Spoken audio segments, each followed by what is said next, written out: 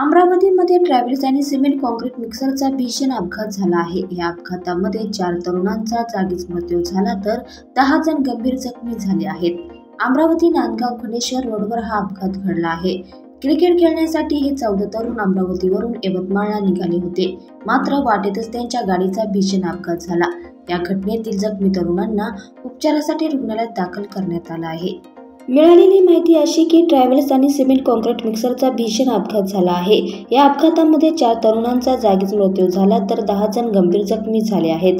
जखमींना स्थानिकांच्या मदतीने रुग्णालयात दाखल करण्यात आलं आहे।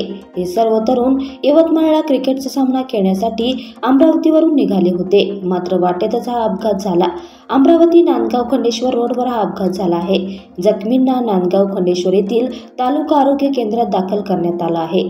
तर या अपघातामध्ये जे गंभीर जखमी झाले होते त्यांना पुढील उपचारासाठी अमरावतीला हलवण्यात आलं आहे।